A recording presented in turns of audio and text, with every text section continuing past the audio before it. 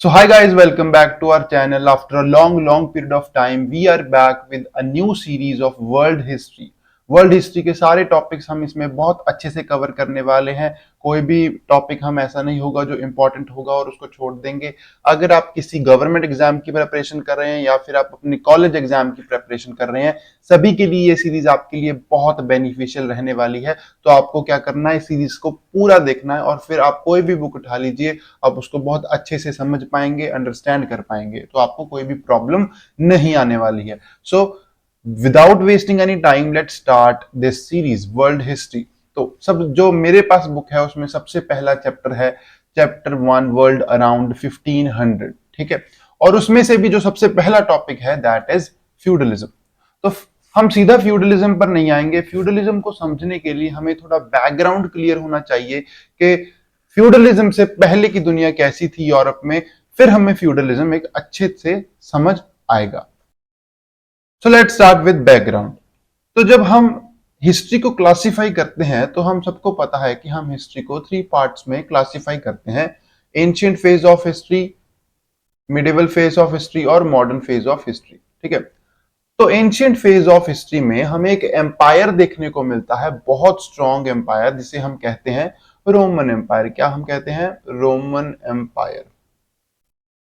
तो आप देख सकेंगे कि this was the map of a Roman empire. इसने यूरोप, ये इटली से स्टार्ट होता है और इसने यूरोप, टोटली यूरोप कवर कर लिया। फिर अफ्रीका के नॉर्थ के कुछ पोर्शंस कवर कर रखे हैं और मिडल ईस्ट के कुछ पोर्शंस जो हैं वो इसने कवर कर लिए थे। तो it was one of the strongest empire to exist in the world. तो इस एम्पायर में सेंट्रलाइज्ड सिस्टम था। ठीक है, सारी पावर किसके हाथ में थी? किंग के हाथ में थी। और इकोनॉमी भी बहुत अच्छा काम कर रही थी। Economy was also very good और अच्छा खासा ट्रेड ये कर रहे थे पूरी दुनिया के साथ। ठीक है, so trade was good, money circulation में बहुत अच्छे अच्छे अमाउंट में मनी, जो गोल्ड और सिल्वर के कॉइन्स थे इनके पास एग्जिस्ट करते थे। सो प्रॉब्लम कहां से स्टार्ट होती है? प्रॉब्लम यहां से स्टार्ट होती है जब ये एम्पायर डिक्लाइन कर जाता है। तो आपको एक अंदाजा रखना है कि 450 एडी के अराउंड ये जो एम्पायर था ये कोलैप्स कर जाता है और तभी हम एंशिएंट फेज ऑफ हिस्ट्री से मेडिवल फेज ऑफ हिस्ट्री में एंटर करते हैं और सारी की सारी प्रॉब्लम्स स्टार्ट होती हैं this medieval phase of history से। मेडिवल हिस्ट्री में ऐसा क्या हुआ? तो इस एम्पायर के डिक्लाइन करने से यूरोप में एक पावर वैक्यूम क्रिएट हो गया और हमें जितनी भी यहां पर ट्राइब्स थी, जिसको हम जर्मैनिक ट्राइब्स भी कहते हैं कईयों को, उन ट्राइब्स ने यहां पर फ्रीक्वेंट अटैक्स करने स्टार्ट कर दिए। यहां पे जो ट्रेड के लिए जो सिचुएशन थी वो अब एडिक्वेट सिचुएशन नहीं रही। इकोनॉमी भी इसलिए अच्छा काम यहां पर नहीं कर रही है अब। ठीक है, तो इसके कारण अभी आप अगर जो ऊपर हमने कंटेंट लिखा है उसको पढ़ें तो अब आप इसको समझ पाएंगे। The collapse of the Roman empire in the 5th century AD led to political anarchy and social chaos. क्या हुआ? पॉलिटिकल अनार्की हो गई और social chaos in western Europe. There was an influx of Germanic tribes. ठीक है, तो Germanic tribes यहां पर फ्रीक्वेंट अटैक्स करने लगी लोगों पर from eastern and central Europe. East Europe और सेंट्रल यूरोप से ये अटैक्स होते थे। Who established several kingdoms. यहां पर बहुत सारी किंगडम्स छोटी छोटी एस्टैब्लिश होने लगी, especially in Western Europe, but were engaged in constant military conflicts due to absence of a central authority। क्योंकि यहां पर कोई भी सेंट्रल अथॉरिटी पहली जैसे नहीं थी, कोई भी ग्रेट एम्परर नहीं था जैसे कि रोमन एम्पायर में एग्जिस्ट करता था। तो यहां पर क्या हुआ? But were engaged in constant military conflicts due to absence of a central authority. वही बात के फ्रीक्वेंट अटैक्स यहां पर देखने को मिले। ट्रेड की जो सिचुएशन है अब वो नहीं रही है पहले जैसी। Further, the incursion of Vikings, Magyars, and Moors in around 900 AD subjected common people to plundering the destruction। मतलब कॉमन पीपल की सिचुएशन है जो वो बहुत खराब हो चुकी है। So this is the introduction to the medieval phase of history. I hope आप मेरे साथ साथ चल रहे होंगे। 3 फेजेस में हम हिस्ट्री को डिवाइड करते हैं: एंशिएंट हिस्ट्री, मेडिवल और मॉडर्न। एंशिएंट में रोमन एम्पायर हमें देखने को मिला, very strong empire, people were happy. Economy अच्छा काम कर रही है, ट्रेड अच्छा काम कर रही है, काफी चीजों में डेवलपमेंट हमें देखने को मिल रही है। बट फिर हम एंटर कर जाते हैं मेडिवल फेज ऑफ हिस्ट्री में, जब रोमन एम्पायर डिक्लाइन कर जाता है। मेडिवल फेज ऑफ हिस्ट्री में एक पावर वैक्यूम देखने को मिला, और एक आगे हम देखेंगे डिसेंट्रलाइजेशन ऑफ पावर देखने को मिलेगी, और इकोनॉमी बहुत अच्छा काम नहीं कर रही है, ट्रेड अच्छा काम नहीं कर रहा है, और फ्रीक्वेंट अटैक्स हो रहे हैं, और जो कॉमन पीपल है उनकी सिचुएशन बहुत खराब चल रही है। उसके बाद it gave a setback to trade and commerce. We already talked about it. And urban centers virtually disappeared in Western Europe. The centralized authority of the king weakened by local chiefs, very important. Local chiefs जो यहाँ पर हैं वो अब dominate कर रहे हैं, who dominated large tracts of land and possessed military strength, gained power as people accepted their overlordship in order to seek protection against frequent attacks. देखो, अब जब आपको फ्रीक्वेंट डिस्प्यूट में आप पड़े हुए हो तो आपको किसी की जरूरत पड़ेगी ना जो आपको उस सिचुएशन से बाहर लाए, क्योंकि everybody want stability and peace. तो लोगों ने इन लोकल चीफ्स को ही अपना लॉर्ड एक्सेप्ट कर लिया, और बदले में ये लोकल चीफ्स इनसे क्या लेते थे, टैक्स लेते थे, in order to protect them. ठीक है, एक प्रोटेक्शन प्रोवाइड करते थे इनको। फ्रॉम रफली 1000 एडी टू अराउंड, अब देखो टाइम आगे चला, देखो 1000 एडी से लेकर 1300 एडी में एक ऐसा टाइम आया जहां पे यूरोप ने दोबारा social and economic boom witness किया। Trade and city life began to revive and Europe emerged from the dark age. During this period, feudalism became a dominant social and political system in Western and Central Europe. अभी देखो main point यहां पर आया। अब जितना भी हमने background देखा उसमें हमने फ्यूडलिज्म को समझने के लिए ये सब देखा। ठीक है, तो अब फ्यूडलिज्म कहां से हमारी स्टोरी में आता है, तो देखो जो फ्यूडलिज्म है ना, इसी के कारण लेटर ऑन एक स्टेबिलिटी यूरोप को देखने को मिलती है। जितने भी ये फ्रीक्वेंट अटैक्स हो रहे थे लोकल ट्राइब्स के कारण, वो सब सेटल किसके कारण होता है, क्योंकि फ्यूडलिज्म एक सोशल पॉलिटिकल और इकोनॉमिक सिस्टम था जिसने स्टेबिलिटी प्रोवाइड कर दी थी धीरे धीरे। अब देखो फ्यूडलिज्म एग्जिस्ट करता है रफली 800 एडी से लेकर 1300 एडी तक। ठीक है, बट इसने जो स्टेबिलिटी प्रोवाइड करी यूरोप को वो थी 1000 एडी से लेकर 1300 एडी तक। ठीक है, these are the two phases of feudalism that are important for us. सबसे पहले एग्जिस्ट करता है 800 एडी से 1300 एडी, और देखो रोमन एम्पायर कोलैप्स किया 450 के अराउंड। ठीक है, तो वहां से लेकर 800 तक तो क्या है, फ्रीक्वेंट अटैक्स हैं, इकोनॉमी अच्छा काम नहीं कर रही है, ट्रेड अच्छा काम नहीं कर रहा है, लोगों की जो सिचुएशन है वो बहुत खराब है, लोगों के पास ना तो पीस है ना स्टेबिलिटी है। ठीक है, बट फिर फ्यूडलिज्म धीरे धीरे यहां पर हमें देखने को मिला 800 एडी से 1300 एडी तक, और इसने फिर 1000 एडी में जाकर एक स्टेबिलिटी यूरोप को प्रोवाइड करना स्टार्ट कर दिया। ये दोबारा हम पढ़ें, from roughly 1000 AD to around 1300 AD, Europe experienced social and economic boom. Trade and city life began to revive and Europe emerged from the dark age. तो ये जो डार्क एज है ना 450 से 800 तक, इसको क्या कहते हैं हम, डार्क एज। तो इससे यूरोप बाहर आना स्टार्ट होता है।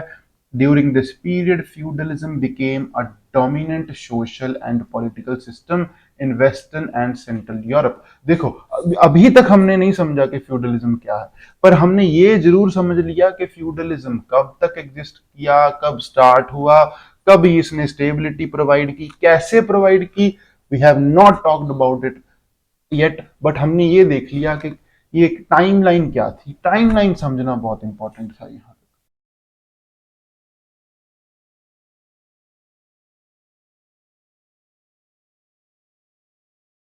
तो एम्परर अब वीक हो चुका था। एम्परर ने क्या किया कि एम्परर अब अपनी आर्मी भी मेंटेन नहीं कर पा रहा है। ठीक है, जो एम्परर है वो अपनी आर्मी मेंटेन नहीं कर पा रहा है क्योंकि पैसा नहीं है एम्पायर में। तो इसने जो अपना लैंड है, क्योंकि he is the owner of all the lands, तो इसने क्या किया, जो इसके पास लैंड है कुछ लैंड अपने पास रखा, बाकी सब फ्यूडल लॉर्ड्स जो यहाँ पर हैं, जिनको हम फ्यूडल लॉर्ड्स कहते हैं, उनसे डिस्ट्रीब्यूट कर दिया उनको। ठीक है, जब इसने लैंड डिस्ट्रीब्यूट किया तो बदले में इसने कहा कि आप आर्मी मेंटेन करेंगे अपने अपने एरिया में, अपने अपने एरिया में आप आर्मी मेंटेन करेंगे, और जब भी एम्परर को जरूरत पड़ेगी, अगर ये डिस्प्यूट में जाएगा किसी के साथ, कोई इंटरनल थ्रेट है या फिर कोई इन्वेजन है, ठीक है, तो इंटरनल और एक्सटर्नल थ्रेट के टाइम पर ये जो आर्मी मेंटेन करेंगे फ्यूडल लॉर्ड्स, ये भेजेंगे किंग को, और ऐसे किंग जो है वो अपने एम्पायर की सिक्योरिटी को इंश्योर करेगा। अब बदले में फ्यूडल लॉर्ड्स को ये राइट मिला कि आप अपनी अपनी टेरिटरी से, अपनी अपनी फीएफ से, अपने अपनी लैंड से टैक्स कलेक्ट कर सकते हैं। ठीक है, तो इसी जो ये जो पूरा रिलेशनशिप है एम्परर का फ्यूडल लॉर्ड्स से, और फ्यूडल लॉर्ड्स का आगे पीजेंट से जो हम देखेंगे, इसी को हम कहते हैं फ्यूडलिज्म। और इसमें कुछ भी नहीं है, बस इसी को फ्यूडलिज्म कहते हैं। और इस सिस्टम ने यूरोप की सोसाइटी, इकोनॉमी और पॉलिटी तीनों को इंपैक्ट किया, इसलिए इतना इंपॉर्टेंट है। तो अब हम देखेंगे डेफिनेशंस क्या है। हमने स्टोरी समझ ली, अब हम देखेंगे कि मीनिंग ऑफ फ्यूडलिज्म क्या है, हमें लिख के कैसे आना है। सबसे पहला पॉइंट है a social, political and economic system. देखो क्यों, देखो क्या ये सोसाइटी को इंपैक्ट कर रहा है? यस। क्या ये पॉलिटी को इंपैक्ट कर रहा है? यस। क्या ये इकोनॉमी को इंपैक्ट कर रहा है? Yes. So a system that impacted society, polity and economy of medieval Europe. Medieval Europe में बहुत लंबे टाइम तक एग्जिस्ट करने वाला सिस्टम है फ्यूडलिज्म, बेस्ड ऑन लैंड। क्या सारे रिलेशनशिप लैंड के अराउंड घूम रहे हैं? क्या ओनली वेल्थ यहां पे जो एग्जिस्ट करती है वो लैंड है, एग्रीकल्चरल लैंड है? Yes. So based on land given in exchange for military service. Word from Latin feudum, landed estate, society structured around lord और वेसाल रिलेशनशिप। मतलब लॉर्ड, और इस अगर ये फर्दर आगे लैंड को डिस्ट्रीब्यूट करेगा, ठीक है, अपने काम को आसान करने के लिए, तो उनको हम वेसाल कह देते हैं। तो लॉर्ड और वेसाल, या फिर सीधा कहिए लॉर्ड, पीजेंट और किंग के बीच में जो रिलेशनशिप है, दैट इज, उसी में सोसाइटी स्ट्रक्चर की जा रही है। तो ओरिजिन कहां से है? तो roots in early Germanic customs plus Roman land tenure practices. Roman empire में जो लैंड टेन्योर की प्रैक्टिसेस थी और जर्मैनिक कस्टम्स जो है, इन दोनों का हाइब्रिड वर्जन है फ्यूडलिज्म। ठीक है, developed after fall of Roman empire. ये हमने अभी बात करी कि रोमन एम्पायर के गिरने के बाद सोसाइटी में केओस को निकालने के लिए, स्टेबिलिटी प्रोवाइड करने के लिए खुद ब खुद एक सिस्टम जनरेट करता है, उसको फ्यूडलिज्म कहते हैं। उसके बाद देखो स्ट्रक्चर ऑफ फ्यूडल सोसाइटी। आगे अब फीचर्स क्या है फ्यूडलिज्म के, ठीक है, फीचर्स के बारे में हम बात करेंगे। सबसे पहले है king is owner of all the land. ठीक है, ये मैंने बात करी कि जो किंग होता है फ्यूडलिज्म में, he is not any more the strongest person. ठीक है, ये इतना कैपेबल नहीं है कि फ्यूडलिज्म के साथ ये लड़ाई कर सके या फिर उन पे अपनी अथॉरिटी मेंटेन कर सके, but he is owner of all the lands. अगर किंग ओनर है सारी लैंड्स का, तो केप्ट सम क्राउन लैंड, कुछ लैंड ये अपने पास रखेगा, रेस्ट ग्रांटेड टू नोबल्स, बाकी ये डिस्ट्रीब्यूट करने वाला है नोबल्स को। ठीक है, फिर जब जो नोबल्स हैं उनको हम कहते हैं, उसके लिए हमारे पास एक टर्म है, हम कहते हैं उनको बैरन। ठीक है, तो कुछ टर्म्स हैं जो आपको याद रखनी है। सबसे पहला है बैरन। ठीक है, बैरन को लॉर्ड्स और लॉर्ड्स भी कहते हैं, या फिर लॉर्ड्स को बैरन भी कहते हैं। Received land from the king, हमने अभी देखा। रिस्पॉन्सिबिलिटी क्या है? एक तो लैंड में जो लोग रह रहे हैं, लैंड को और जो वहां पर लोग हैं उनको प्रोटेक्शन प्रोवाइड करना है किसी भी इंटरनल और एक्सटर्नल थ्रेट से। उसके बाद है manage agriculture. Manage agriculture, not only agriculture but trade and administration. अब आप देखेंगे कि फ्यूडलिज्म जब ये सिस्टम स्टेबल हो जाएगा, तब एक तो पीस यूरोप में वापस आएगा। ठीक है, लड़ाइयां कम हो जाएंगी। फ्यूडल लॉर्ड्स ने भी बहुत लड़ाइयां लड़ी हैं, बट पहले जैसी सिचुएशन अब नहीं है, पहले जैसी अनार्की यहां पर नहीं है, एक ऑर्डर यहां पर प्रिवेल करने लगा। तो ट्रेड भी अब धीरे धीरे फ्लरिश करना स्टार्ट कर देगा और यही ट्रेड आगे जाके फ्यूडलिज्म को खत्म कर देने वाला है। ठीक है, ये बहुत इंपॉर्टेंट पॉइंट है। मैनेज एग्रीकल्चर, एक तो एग्रीकल्चर को मैनेज करोगे अगर आप फ्यूडल लॉर्ड हो, और ट्रेड को भी फ्लरिश करने में हेल्प करेंगे, और एक एडमिनिस्ट्रेशन यहाँ का ये करेंगे, और अगर हम सोचें तो मिलिट्री सर्विस भी यही प्रोवाइड करेंगे। ठीक है, जो ये फ्यूडल लॉर्ड्स होते थे ये इतने स्ट्रांग थे अपने एरिया में कि यहाँ वहां पे legislation plus execution plus judiciary, ये सारी सर्विसेज ये खुद ब खुद प्रोवाइड करते थे। ठीक है, किसी का भी डिस्प्यूट है तो ये अपने अकॉर्डिंग उसको मैनेज करने वाले लोग थे। ठीक है, provide military support to king, powers क्या क्या है, collected taxes, ran courts, maintained army, minted coins, इनके नाम का ही सिक्का वहां पर चलता था। ठीक है, किंग के नाम का सिक्का यहां पर नहीं चलेगा, यहां पे इनके नाम का सिक्का चलेगा। तो इसी को कहते हैं डिसेंट्रलाइजेशन ऑफ पावर। ठीक है, पावर नीचे आ रही है धीरे धीरे। ठीक है, सारी पावर एक सेंट्रल अथॉरिटी के पास नहीं है, पावर नीचे आ रही है। Land given to them was called manor. ठीक है, अब सेकंड टर्म है जो आपको याद रखनी है जिसका नाम है मेनोर। ठीक है, एक तो हमने बैरन देखा जो लॉर्ड्स होते हैं, और फिर है मेनोर, लैंड को कहा जाता है मेनोर। ठीक है, आगे देखते हैं विसाल्स और नाइट्स। विसाल्स वो लोग थे, नाइट्स अगर मैं बात करूं तो नाइट्स वो लोग हैं जो इनकी आर्मी में होते हैं, फ्यूडल लॉर्ड्स की आर्मी में जो लोग होते हैं उनको नाइट्स कहते हैं। Lord further divided land among lesser vassals, मैंने कहा ना लॉर्ड्स अपना काम आसान करने के लिए जो किंग से इनको लैंड मिली है ये फर्दर डिस्ट्रीब्यूट कर देंगे वेसाल्स में। ठीक है, अटेंडेंस एट लॉर्ड्स कोर्ट, तो ये वेसाल्स जो हैं ये रेगुलर टाइम पीरियड में लॉर्ड के कोर्ट में अटेंडेंस ये करते थे, और लॉर्ड्स फिर आगे किंग के कोर्ट में अटेंडेंस देगा। ठीक है, तो उसके बाद advice and financial dues, enjoyed authority over their small fief, मतलब अब ये जो वेसाल है इनके पास भी कुछ ना कुछ लैंड है तो ये अपनी लैंड पे अथॉरिटी इनकी पूरी रहेगी।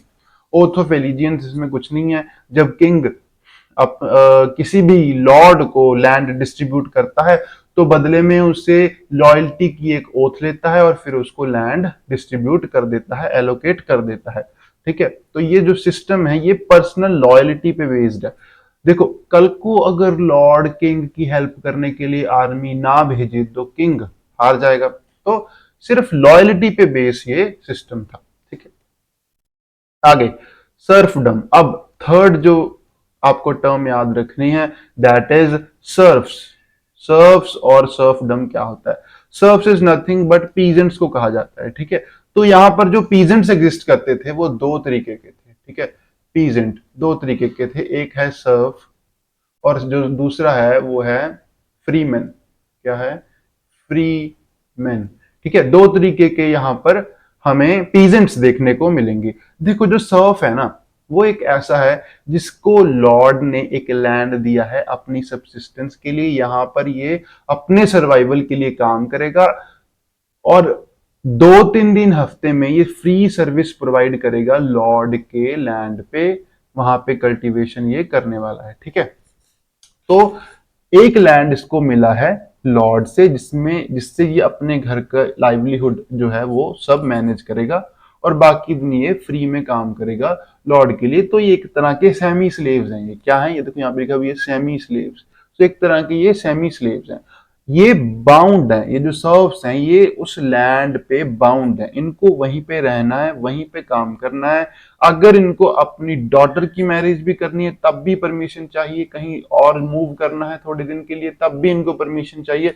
हर चीज के लिए इनको लॉर्ड पे डिपेंड रहना पड़ेगा। क्यों? क्योंकि और कोई ऑप्शन नहीं है उनके पास अपने लाइवलीहुड को मेंटेन करने के लिए। ठीक है, otherwise they won't be able to survive. ठीक है, फ्रीमैन है जिनके पास अपने खुद का लैंड है, बस वो उस लैंड पे काम करते हैं और एनुअली एक रेंट प्रोवाइड करते हैं। किसको? किंग को या फिर लॉर्ड को। ठीक है, ये तो लॉर्ड को ही प्रोवाइड करेंगे। ठीक है, सर्व्स भी अपने जो इनको छोटा सा लैंड मिला है वहां से लैंड से रेंट प्रोवाइड करेंगे, टैक्स प्रोवाइड करेंगे। ठीक है, तो सर्व्स की जो सिचुएशन थी वो बहुत ही ज्यादा खराब थी। फ्रीमैन वर स्टिल बेटर, ठीक है, एज कंपेयर टू सर्व्स। अब देखो आगे, अगर इसको पढ़ना है तो आप पढ़ सकते हैं। बाउंड टू लैंड, ये मैंने ऑलरेडी बात कर दी है। Work lords fields for 2-3 days पर week plus extra during harvest. Pay rent in produce और लेबर, ठीक है, या तो ये अपनी लेबर सर्विस प्रोवाइड करेंगे या फिर जो इन्होंने प्रोड्यूस किया है उसमें से कुछ पोर्शन ये किंग को वापस करेंगे। नीड परमिशन फॉर मैरिज और movement, had almost no rights, they were like semi slaves. ये मैंने बात ऑलरेडी कर दी है। तो दैट इज वाई दिस से कि जो फ्यूडलिज्म है ये एक्सप्लॉइटेटिव है इन नेचर फॉर पीजेंट्स। तो पीजेंट्स के लिए ये बहुत खराब सिस्टम था। आई होप अब आपको फ्यूडलिज्म समझ आ चुका होगा कि फ्यूडलिज्म एक कैसा सिस्टम है, कैसे इसने सोसाइटी, पॉलिटी, इकोनॉमी तीनों को इंपैक्ट किया। यहाँ पे जो रिलेशनशिप एग्जिस्ट करता है लैंड के अराउंड, किंग, विसाल्स और पीजेंट के बीच में, उसी को फ्यूडलिज्म कहते हैं और इसको कॉम्प्लिकेट करने की जरूरत बिल्कुल भी नहीं है। आगे मैनोर, मैनोर मतलब मैंने बताया लैंड। देखो ये जो लैंड मिला है ना एक लॉर्ड को, ये एक सेल्फ सफिशिएंट एंटिटी है। क्या है? सेल्फ सफिशिएंट है ये जो भी प्रोड्यूस करते हैं ये आपस में बार्टर सिस्टम से एक्सचेंज कर लेते हैं, ठीक है। इनको बाहर किसी और पे डिपेंडेंस की कोई जरूरत नहीं है। तो देखो मेडिवल पीरियड में ना, मेडिवल पीरियड में रोमन एम्पायर के बाद जो हमें मेडिवल फेज देखने को मिलता है उसमें ना चर्च की पावर यानी कि रिलीजन की पावर और फ्यूडलिज्म की, फ्यूडलिज्म, ये दो बहुत स्ट्रॉन्ग इंस्टीट्यूशंस हैं, इनको कोई भी चैलेंज नहीं कर सकता मेडिवल फेज में, ठीक है। एक तो फ्यूडल लॉर्ड्स और एक चर्च, ये दो मोस्ट स्ट्रॉन्ग इंस्टीट्यूशन है फ्यूडलिज्म के। इतने स्ट्रॉन्ग ये हिस्ट्री में कभी भी नहीं रहे, ठीक है। तो देखो ये जो लैंड है ना एक यानी कि एक विलेज है मान लो, ठीक है। तो ये चर्च के अराउंड और फ्यूडल लॉर्ड के जो कैसल्स होते थे ना उनके अराउंड ही ये इनकी लाइफ एग्जिस्ट करती थी, ठीक है। सारी जो एजुकेशन है वो चर्च देता था और जो एडमिनिस्ट्रेशन है वो फ्यूडल लॉर्ड्स करते थे। तो इनके अराउंड ही ये सभी मेंटेन, इनकी जो लाइफ है वो एग्जिस्ट करती थी, इनके बिना इनकी कोई लाइफ। देखो lord kept all major produce, freeman paid rent, serfs provided labour. देखो सबसे पहला पॉइंट देखो, सबसे पहले self sufficient estate, castle, church, क्या क्या एग्जिस्ट करता था उसमें? कैसल फ्यूडल लॉर्ड का, चर्च, फील्ड्स जहां पे हार्वेस्ट किया जा रहा है, फिर है विलेज, मिल्स और ग्रेनरीज, ठीक है। ये सब एग्जिस्ट करता था। एवरेज साइज होता था एक मेनोर का 900 to 3000 एकड़्स, ठीक है। ये आपको याद रखने की जरूरत नहीं है। उसके बाद चर्च, देखो मेजर लैंड ओनर, इसके पास भी बहुत लैंड एग्जिस्ट करता था। पावरफुल पॉलिटिकल इंस्टीट्यूशन, ये सिर्फ देखो सिर्फ स्पिरिचुअल लाइफ को डिटरमिन नहीं कर रहा ये उस टाइम, ये सेकुलर एस्पेक्ट्स ऑफ पीपल उसको भी प्रॉपरली इंपैक्ट कर रहा है, ठीक है। जो चर्च है उस टाइम पे, यस जो चर्च है उस टाइम पे वो स्पिरिचुअल प्लस सेकुलर एस्पेक्ट्स, क्योंकि इसकी पावर, रिलीजन की पावर पहले सबसे ज्यादा स्ट्रॉन्ग इस टाइम पे है, तो इसीलिए ये हर एक मसले में अपनी जो इंपैक्ट है वो दिखाने की कोशिश करता है। देखो उसके बाद सेंटर ऑफ एजुकेशन, चर्च क्या है? Centre of education, welfare, law and diplomacy. Law को इम्प्लीमेंट करवाया जाता था यहाँ पे। अब देखो रोल ऑफ फ्यूडलिज्म, अब फ्यूडलिज्म ने क्या रोल यहाँ पर निभाया? सबसे पहले broad security in chaotic times, chaotic times में सिक्योरिटी लेकर आया। प्रोटेक्टेड यूरोप फ्रॉम इन्वेजन्स, बाहर से जो जर्मैनिक ट्राइब्स यहाँ पर सेंट्रल यूरोप और ईस्टर्न यूरोप से या फिर नॉर्दर्न यूरोप से वेस्टर्न यूरोप में जितनी भी ये रेड्स कंडक्ट करते थे, लूटपाट करते थे, उससे सिक्योरिटी प्रोवाइड करी। Maintained local law and order, एक ऑर्डर मेंटेन किया हटके अनार्की से, अनार्की जैसी सिचुएशन से। सेल्फ सफिशिएंट इकोनॉमी, ये हमने बात ऑलरेडी करी, एक इन्होंने फ्यूडलिज्म ने एक सेल्फ सफिशिएंट इकोनॉमी मेंटेन करने की कोशिश करी, ठीक है। तो अब हम देखेंगे कि फ्यूडलिज्म का डिक्लाइन क्यों हो गया, ठीक है। ये तो हमने फीचर्स देखे फ्यूडलिज्म को समझने के लिए कि फ्यूडलिज्म है क्या था एक्चुअली। अब हम देखेंगे कि ये सिस्टम जो था ये डिक्लाइन क्यों कर गया? डिक्लाइन ऑफ फ्यूडलिज्म में सबसे पॉइंट्स पे आने से पहले हम देखेंगे बैकग्राउंड में क्या हो रहा था।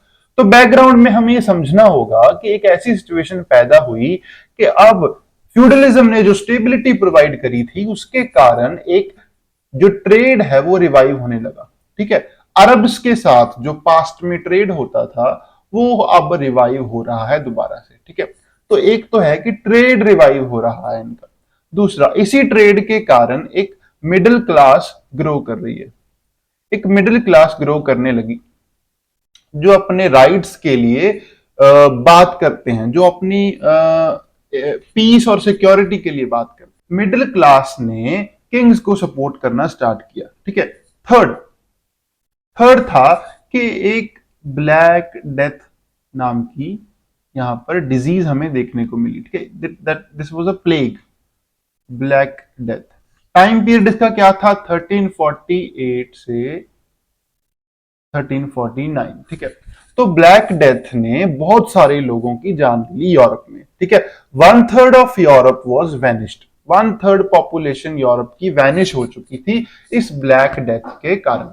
तो इसी ब्लैक डेथ ने पीजेंट्स की जो पॉपुलेशन थी वो कम कर दी। अब जब आपको इकोनॉमी का एक सिंपल सा रूल पता है, जब किसी चीज की सप्लाई कम हो जाती है तो उसके जो प्राइस है वो अब ज्यादा मिलने लगता है। तो जब लेबर सप्लाई कम हुई, ठीक है, क्योंकि पॉपुलेशन कम हुई, जब लेबर सप्लाई कम हुई तो इनके जो वेजेस थे अब ये ज्यादा डिमांड करने लगे, क्योंकि जो फ्यूडलिज्म का सारा सिस्टम है वो पीजेंट्स की एक्सप्लॉइटेशन पे बेस्ड है। अब जब पीजेंट्स की पॉपुलेशन कम हो जाएगी तो उनको वेजेस ज्यादा देने पड़ेंगे, क्योंकि फ्यूडल लॉर्ड्स हैं उनको ज्यादा से ज्यादा टैक्स कलेक्ट करना है, ज्यादा से ज्यादा प्रोड्यूस करना है। ठीक है, तभी वो स्ट्रांग बने रहेंगे। बट अब उनको वो ज्यादा वेजेस डिमांड करने लगे, लिबर्टी डिमांड करने लगे। अब क्योंकि ट्रेड फ्लरिश कर चुका है तो उनके पास ऑप्शन है, वो जाकर इंडस्ट्री में भी काम कर सकता है। तो ये जो फ्यूडलिज्म का सिस्टम था ये धीरे धीरे कोलैप्स होने लगा, क्योंकि अब लिबर्टी मिलने लगी पीजेंट्स को। और पीजेंट रिवोल्ट हमें यहां पर देखने को मिले यूरोप में। ठीक है, क्योंकि वो अब नहीं चाहते कि पहली जैसी सिचुएशन बनी रहे। ठीक है, तो ये सिचुएशन है कि एक तो ब्लैक डेथ 1348 और 49 में 1/3 ऑफ यूरोप को वैनिश कर देती है, जिसके कारण लेबर की सप्लाई कम हो जाती है, वेजेस इंक्रीज हो जाते हैं, जिसके कारण वो अपनी लिबर्टी, अच्छी वेजेस, अच्छी रिस्पेक्ट डिमांड करने लगते हैं, जिसके कारण फ्यूडलिज्म कोलैप्स कर जाता है। फिर मिडिल क्लास ग्रो करने लगती है जो अपने राइट्स के बारे में बात करती है, उनको ये एक्सप्लॉयटेशन पसंद नहीं है, दे वांट एक peace and stability in Europe. ठीक है, फिर ट्रेड रिवाइव हो रहा है। ये जो ट्रेड रिवाइव हो रहा है इससे टैक्स जाने लगा किंग को। अब किंग के पास वेल्थ आने लगी, जिससे वो अब आर्मी मेंटेन करने की सोच सकता है। तो ये ज्यादा से ज्यादा इस ट्रेड को फ्लरिश करने में हेल्प करेगा, और जिसके कारण एक म्यूचुअल साइकिल बन जाएगा कि किंग सपोर्ट करेगा ट्रेड करने वाले मर्चेंट्स को, इन लोगों को, और ये जो मर्चेंट्स हैं ये सपोर्ट करेंगे किंग को, ना कि फ्यूडल लॉर्ड्स को। ठीक है, अब देखो, अब हम इन पॉइंट्स को समझने की कोशिश करते हैं। सबसे पहला है राइज ऑफ स्ट्रॉन्ग मोनार्की। ठीक है, तो 30th सेंचुरी के लास्ट डेकेड्स में 1290 एडी से ही rise of monarchy, strong monarchies rise करना स्टार्ट करती हैं। इंग्लैंड में हेनरी टू और फ्रांस में लुइस 11, लुइस 14 जैसे एब्सोल्यूट रूलर्स हमें देखने को मिलते हैं, जो फ्यूडल लॉर्ड्स की डोमिनेंस को कम करना स्टार्ट करते हैं, जैसे कि पीटर द ग्रेट। और फिर आगे जाके हमें इनलाइटनिंग डिस्पॉट्स देखने को मिलेंगे। ठीक है, Frederick the great, Catherine of Russia. तो इन स्ट्रॉन्ग मोनार्कीज के राइज करने के बाद फ्यूडल लॉर्ड्स की पावर कम होने लगी। ठीक है, दोबारा सेंट्रलाइजेशन की ओर बढ़ने लगा यूरोप। फिर है स्टैंडिंग आर्मीज। यहां पर हमें किंग जो है अब वो परमानेंट आर्मी मेंटेन करना स्टार्ट कर रहा है, क्योंकि उसके पास एक नया सोर्स ऑफ इनकम आ रहा है इन मिडिल क्लास की वजह से।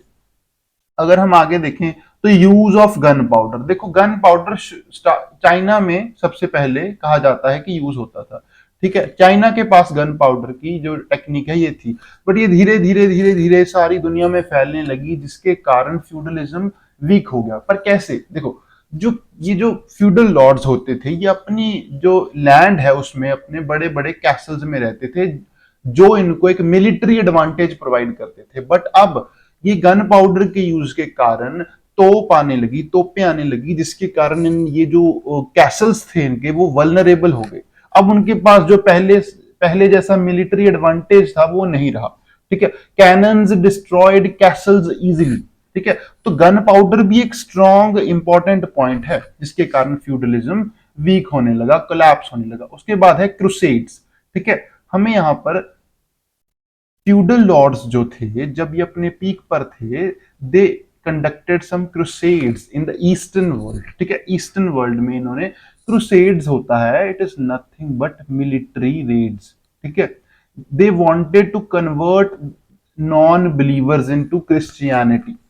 ठीक है, जिसके और एक जेरूसलम जो प्लेस है, that this is assumed to be a holy place for Islam, Christianity and Jews. इन तीनों के लिए ये होली प्लेस है। इसको भी अपने कब्जे में करने के लिए इन्होंने रेड्स कंडक्ट करी। ठीक है, अब इन रेड्स के कारण फ्यूडल लॉर्ड्स ने अपनी लैंड और अपनी इनका लॉस बहुत हो गया, लाइफ का लॉस हो गया, बहुत सारे फ्यूडल लॉर्ड्स मर गए, जिसके कारण फ्यूडलिज्म वीक हो गया। ठीक है, ये आपको समझना होगा।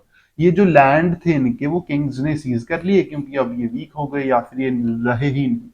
तो ये क्रूसेड्स भी इंपॉर्टेंट पॉइंट है जिसके कारण फ्यूडलिज्म वीक हो रहा है यूरोप में। तो देख रहे हैं कैसे कोई एक सिचुएशन नहीं है, बहुत सारी सिचुएशन साथ में आ रही हैं जिसके कारण फ्यूडलिज्म वीक हो गया। अब है rise of cities and towns. देखो, क्योंकि अब ट्रेड फ्लरिश कर रहा है, ट्रेड रिवाइव कर रहा है, जिसके कारण इंटरनेशनल सेंटर ऑफ ट्रेड हमें देखने को मिले इटली जैसे कंट्री में, हमें देखने को मिला वेनिस, और भी बहुत सारे सिटीज और टाउन यहां पर इमर्ज कर रहे हैं, जो फिर दोबारा यही यहां से टैक्स जाएंगे। किनको टैक्स जाएगा? रूलर को, वो एब्सोल्यूट बनेगा, पावर को सेंट्रलाइज्ड करेगा और फ्यूडलिज्म वीक हो जाएगा। ठीक है, trade weekend rural Manor system. बिल्कुल सिंपल सी चीजें हैं, इनको कॉम्प्लिकेट करने की जरूरत नहीं है, बट आपको देखना है कि स्टोरी क्या है, कहां से चीजें स्टार्ट होती हैं। ठीक है, राइज ऑफ मिडिल क्लास, वो अब अपने राइट्स की बात करेंगे। ये एजुकेटेड क्लास है, इनको पीस और स्टेबिलिटी चाहिए। फिर state currency and money economy. देखो, ये भी एक इंपॉर्टेंट पॉइंट है। जब मनी इकोनॉमी यानी कि मनी सर्कुलेशन में आएगी, तो अब फ्यूडल लॉर्ड्स जो कि लेबर सर्विस लेते थे इन पीजेंट से, वो अब उनको पहले ही जो रेंट है वो दे देंगे मनी कैश में, तो जिसके कारण उनको फ्रीडम मिल जाएगी। Now they are not any more bounded to that land जिसमें वो काम करते हैं। ठीक है, तो उनको एक लिबर्टी मिलेगी, और किंग के पास भी कैश में पैसा आने लगा। ठीक है, क्योंकि माइनिंग स्टार्ट हो गई यहाँ पर गोल्ड की, क्योंकि अब आपको ट्रेड करना है ईस्ट से। अगर यूरोप को ईस्ट से ट्रेड करना है तो सिल्वर और गोल्ड कॉइन्स चाहिए, जिसके कारण माइनिंग्स यहाँ पर हमें देखने को मिली। माइनिंग्स के कारण फिर किंग के पास वेल्थ जनरेट होने लगी और ये फ्यूडलिज्म वीक हो गया। उसके बाद है ब्लैक डेथ। हमने ऑलरेडी बात कर ली है ब्लैक डेथ की। ठीक है, इससे क्या इम्पैक्ट हुआ? ठीक है, देखो, लेबर शॉर्टेज हुआ जिसके कारण हायर वेजेस मिली, और हायर वेजेस मिलेंगी तो उनका जो लाइफ स्टाइल है वो इम्प्रूव हो जाएगा। सर्व्स गेन्ड बार्गेनिंग पावर, अच्छी सिचुएशंस दो काम करने के लिए, रिस्पेक्ट दो, और हमें वेजेस चाहिए। ठीक है, ये सारी उन्होंने बार्गेन करना स्टार्ट कर दिया। Decline of church power. देखो, चर्च और फ्यूडलिज्म एक दूसरे को मेंटेन करके रखता था। अगर चर्च पे कोई अथॉरिटी, चर्च की अथॉरिटी को कोई चैलेंज करेगा तो फ्यूडल लॉर्ड्स वहां पे उसको बचाएंगे, ऐसे ही वाइस वर्सा। बट अब चर्च की पावर भी कम होने लगी। Kings no longer controlled by church. King जितना एब्सोल्यूट होता जाएगा, पावरफुल होता जाएगा, स्ट्रांग होता जाएगा, वो चर्च की नहीं सुनेगा। पर जब किंग वीक होगा तो उसको अपनी लेजिटिमेसी मेंटेन करने के लिए लोगों पर चर्च का सहारा चाहिए। पर जब किंग स्ट्रांग होगा तो उसको किसी की लेजिटिमेसी की जरूरत नहीं है। ठीक है, तो अब चर्च वीक होने लगे। Wars and mutual destruction of nobles. इतनी सारी वॉर्स हुई, 100 ईयर वॉर देखने को मिली, war of roses, 30 years war. इसके कारण बहुत सारे लॉर्ड्स खत्म हो गए। पीजेंट्स रिवोल्ट हमें देखने को मिले। स्प्रेड ऑफ एजुकेशन, जब एजुकेशन आएगा तो फ्यूडलिज्म जैसे एक्सप्लॉइटेटिव सिस्टम्स ऑलरेडी खत्म हो जाएंगे। राइज ऑफ नेशनलिज्म, अब लोग किंग को सपोर्ट करते हैं क्योंकि किंग ट्रेड की बात करता है, ट्रेड को सपोर्ट करता है, तो नेशनलिज्म की भावना बढ़ेगी। और रीजनलिज्म जो कि फ्यूडलिज्म बेस्ड ही अपनी सेल्फ सफिशिएंट लैंड पे है, वो जो रीजनलिज्म की फीलिंग है वो कम हो जाएगी। राइज ऑफ कैपिटलिज्म, ठीक है, प्रॉफिट जनरेटिंग जो भावना है वो बढ़ रही है लोगों में, लोग अपनी लाइफ को इंप्रूव करना चाहते हैं, बेटर बनाना चाहते हैं। इससे ही हमें रेनेसां जैसी मूवमेंट देखने को मिलेंगी। हमारा एक टॉपिक छोड़कर नेक्स्ट टॉपिक है रेनेसां, ठीक है, जिसमें हम रेनेसां की बात करेंगे, वे मूवमेंट कैसी थी, कैसे स्टार्ट हुई, मेजर फीचर्स क्या थे, ठीक है। उसमें एक था ह्यूमनिज्म। ह्यूमनिज्म बात करता है ह्यूमन की प्रेजेंट लाइफ की, कि प्रेजेंट लाइफ को कैसे बेटर बनाया जा सकता है, ना कि कोई हेवन और हेल के कॉन्सेप्ट पे ये बिलीव करते थे। ये बिलीव करते थे कि प्रेजेंट लाइफ को हम मटीरियल ज्यादा से ज्यादा अक्यूमुलेट करके कैसे बेटर बना सकते हैं, ठीक है। तो राइज ऑफ कैपिटलिज्म के कारण भी फ्यूडलिज्म अब वीक हो गया, चर्च की अथॉरिटी भी कम हो गई। Growth of democracy, parliaments limited powers of feudal lords. देखो, जब अब पार्लियामेंट, जैसे कि इंग्लैंड पार्लियामेंट की ओर बढ़ रहा था, कॉन्स्टिट्यूशनल मोनार्की की ओर बढ़ रहा था आफ्टर 1290, ठीक है, और 30 ये जो 40th सेंचुरी थी उसमें, तो जिसके कारण जब पार्लियामेंट जैसे इंस्टीट्यूशन स्ट्रांग होंगे तो फ्यूडलिज्म जैसे इंस्टीट्यूशन खुद ब खुद गिर जाएंगे। Kings and later democracies curved aristocracy, बहुत सारे रेवोल्यूशन देखने को मिले जिसके कारण अरिस्टोक्रेटिक क्लास जो थी वो अपने आप बिखर गई। तो ये पॉइंट थे जिसके कारण फ्यूडलिज्म डिक्लाइन किया। वीडियो डेफिनेटली वर्क करी होगी आपके लिए, आपको समझ आया होगा, और अगर आपको ये वीडियो आप अच्छे से देख लें तो आपको फिर कोई भी लेक्चर्स देखने की जरूरत नहीं है। इतनी डिटेल में सब चीजें मैंने क्लियर करने की कोशिश करी है। तो उसके बाद है conclusion. Feudalism declined due to economic, military, social, intellectual and political factors. देखो, ऐसा नहीं था कि कोई एक पॉइंट था जिसके कारण फ्यूडलिज्म डिक्लाइन कर गया, कोलैप्स कर गया। फ्यूडलिज्म को गिराने के लिए बहुत सारे फैक्टर्स साथ में आए और इन सभी फैक्टर्स के कारण ये गिर गया। और ऐसा नहीं था कि एक दिन में या कुछ डेकेड्स में ये गिर गया, इसको सेंचुरीज लगी। सबसे पहले वेस्टर्न यूरोप में ये गिरना स्टार्ट हुआ जब फ्रांस में लुईस 11 जैसे किंग्स आए जो कि एब्सोल्यूट रूलर्स थे। फिर इंग्लैंड में पार्लियामेंट ग्रो कर रही है, इवॉल्व कर रही है, जिसके कारण फ्यूडलिज्म गिरता है। तो पहले वेस्टर्न यूरोप में ये स्ट्रांग हुआ एंटी फ्यूडलिज्म, फिर ये सेंट्रल यूरोप की ओर बढ़ा, फिर ये ईस्टर्न यूरोप की ओर बढ़ा, ठीक है। तो ये आपको ध्यान में रखना है। तो फ्रेंच रेवोल्यूशन जैसे जो रेवोल्यूशन हुए लोगों के, इन्होंने चैलेंज किया फ्यूडलिज्म को डायरेक्टली और इसको कोलैप्स करने में अपना योगदान दिया। तो this was all about feudalism. I hope मैंने एक एक पॉइंट अच्छे से क्लियर किया होगा। अगर आपको कोई डाउट है तो आप कमेंट सेक्शन में पूछ सकते हैं। ये जो नोट्स हैं आप अगर चाहते हैं तो टेलीग्राम पे आपको मिल जाएंगे, you can join our Telegram channel. और अगर आपको ये वीडियो अच्छी लगी तो you can subscribe and like this video. Thank you so much. Series को फॉलो करते रहिए।